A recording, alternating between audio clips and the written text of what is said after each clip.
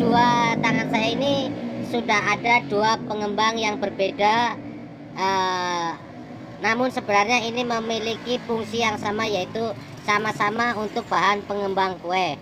Nah, pada kesempatan kali ini saya akan membuatkan video atau membahas dua bahan pengembang ini, apa perbedaannya untuk pengembang martabak dan fungsinya apa dan perbedaannya apa. Untuk mengikuti atau mengetahui perbedaannya, mari kita ikuti videonya berikut ini. Balik lagi sis, semangka.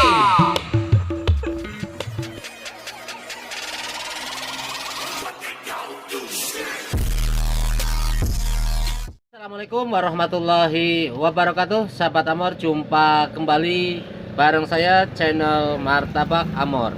Sahabat Amor, membuat martabak manis tentunya butuh pengembang. Nah, pengembang tersebut ada yang namanya soda kue dan ada juga namanya baking powder. Nah, di kedua tangan saya ini sudah ada dua pengembang yang berbeda, namun sebenarnya ini memiliki fungsi yang sama, yaitu sama-sama untuk bahan pengembang kue. Nah, pada kesempatan kali ini saya akan membuatkan video atau membahas dua bahan pengembang ini, apa perbedaannya untuk pengembang martabak dan fungsinya apa dan perbedaannya apa. Untuk mengikuti atau mengetahui perbedaannya, mari kita ikuti videonya berikut ini.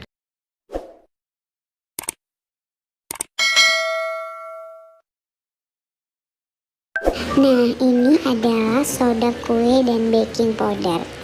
Biasanya saat kita membuat kue, kita sering menemukan baking soda atau soda kue dan baking powder dalam sebuah resep. Meskipun nama dan wujudnya mirip, kedua bahan ini sebenarnya berbeda loh teman-teman. Nah, kali ini aku akan coba jelasin perbedaan antara baking powder dan soda kue. Yang pertama itu dari fungsinya. Baking powder dan soda kue ini memiliki fungsi yang sama, yaitu untuk mengembangkan kue.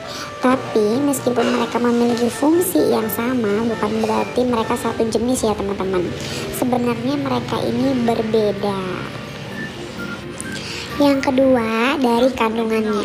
Soda kue merupakan nama lain dari natrium bikarbonat, sedangkan baking powder adalah natrium bikarbonat yang dicampur dengan bahan asam.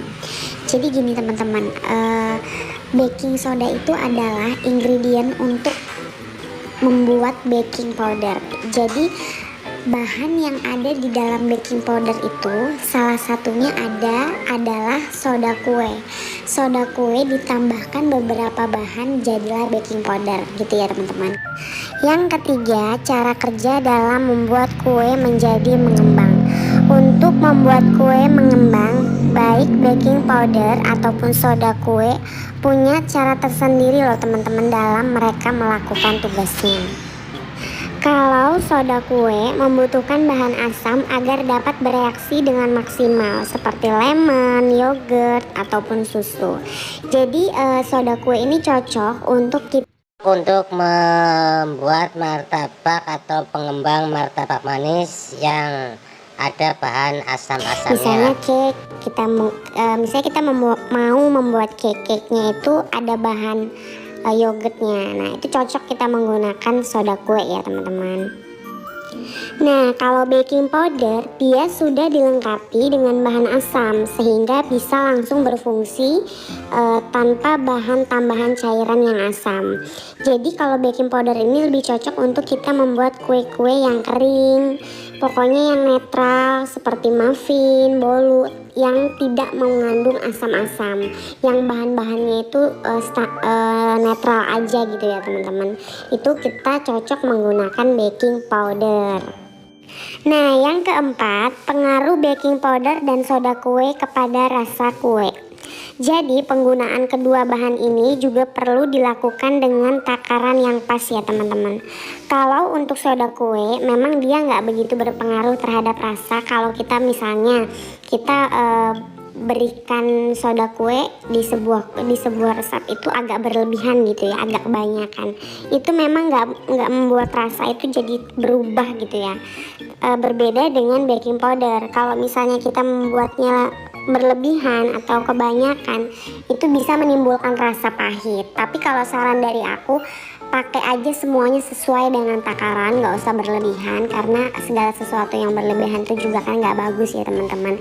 Jadi pakai aja sesuai dengan takaran yang udah ditulis di resepnya teman-teman. Nah yang terakhir, misalnya nih ada pertanyaan dari teman, aku mau membuat kue, di resep aku tuh aku menggunakan soda kue, tapi aku nggak punya soda kue, aku punyanya baking powder. Bisa nggak soda kue itu digantikan oleh baking powder? Demikian juga sebaliknya, bisa nggak baking powder itu menggantikan soda kue? Nah, menjawab dari pertanyaan teman-teman berdasarkan yang udah aku cari materinya ataupun informasinya, berdasarkan pengalaman aku juga, kalau soda kue, misalnya teman-teman pengen menggunakan soda kue, tapi kalian nggak punya, kalian punyanya baking powder, itu soda kue itu bisa digantikan oleh baking powder karena seperti yang aku bilang di awal, soda kue ini adalah ingredient daripada baking powder. Jadi bahan yang ada di dalam baking powder itu salah satunya itu adalah soda kue. Jadi otomatis soda kue itu bisa menggantikan baking powder. Tapi kalau misalnya teman-teman mau disuruh menggunakan baking powder dan kalian nggak punya baking powder, ingin menggantinya dengan soda kue, jelas nggak bisa ya teman-teman, karena bahan-bahan yang ada di dalam baking powder nggak semua ada di dalam soda kue gitu ya teman-teman. Tapi saran dari aku, lebih baik kalian pakai aja sesuai dengan resep. Jadi misalnya kalian disuruh pakai soda kue, ya pakai aja soda kue. Kalau misalnya kalian disuruh baking powder, ya pakai aja baking powder, karena baking powder dan soda kue itu sudah sudah memiliki tugasnya masing-masing dalam mengembangkan kue, dan macam kategorinya itu beda gitu ya teman-teman. Jadi lebih baik kita gunakan sesuai dengan tugasnya masing-masing gitu ya teman-teman. Nah itu dia ya teman-teman penjelasan dari aku soal baking powder dan soda kue. Mudah-mudahan ini semua bisa menjawab pertanyaan-pertanyaan kalian, dan kalian juga nggak bingung-bingung lagi kalian mau pakai baking powder ataupun soda kue untuk membuat kue ataupun makanan-makanan yang akan teman-teman olah. Jangan lupa like, comment, subscribe, dan share video aku ke sosial media yang kalian punya. Dan jangan lupa juga tekan tombol notifikasinya supaya kalian nggak ketinggalan video-video baru aku selanjutnya. Dan terima kasih sudah menonton video saya. Kami ucapkan wassalamualaikum warahmatullahi wabarakatuh.